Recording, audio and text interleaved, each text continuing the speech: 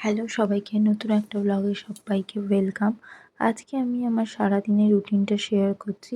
এই দিনে আমার শাশুড়ি বাড়িতে ছিলেন না, তো পুরো দিনটাই আমি সব কিছু করেছি। তো সেই জন্য আজকে সারাদিনের একটা ব্লগ শেয়ার করছি। প্রথমেই সকালবেলা উঠে আমি দীপের জন্য যে টিফিনটা ও নিয়ে যাবে সেটা রেডি করে নিচ্ছিলাম। এরপর ও বেরিয়ে গেলে আমি বসে গেছিলাম আমার জিরের জল নিয়ে।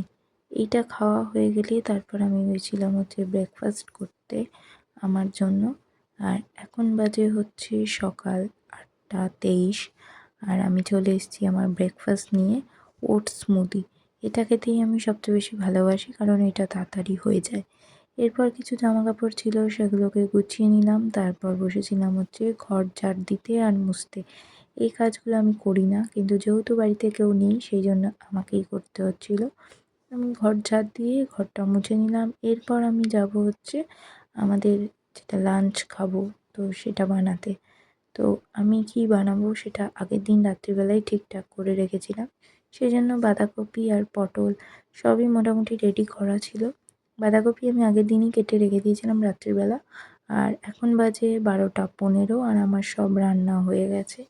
এখানে কি কি রান্না আছে আমি সেটা একটু দেখিয়ে দিচ্ছি। আজকে আমরা রুটি খাবো, রুটি। আর সকালে যে ডিমের তরকারিটা বেঁচেছিল দীপকে দেওয়ার পর সেটা আছে। আর তার সাথে আছে রায়তা আর বাঁধাকপির তরকারি। আর তার সাথে আছে পটল। আর আগের দিনের ডাল ছিল, সেটাও বার করে নিয়েছি।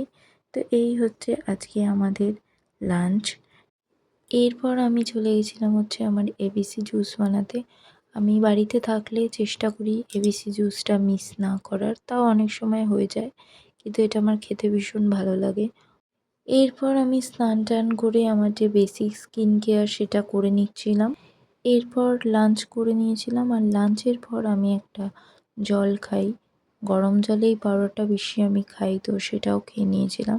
গ্লাসটা ভালো করে দেখাতে পারছিলাম কারণ ভীষণ গরম ছিল। এরপর দুপুরবেলা সেরকম কোনো কাজ ছিল না, তাই সিনেমা দেখতে দেখতে খেয়ে নিয়েছিলাম কাঁচা আম।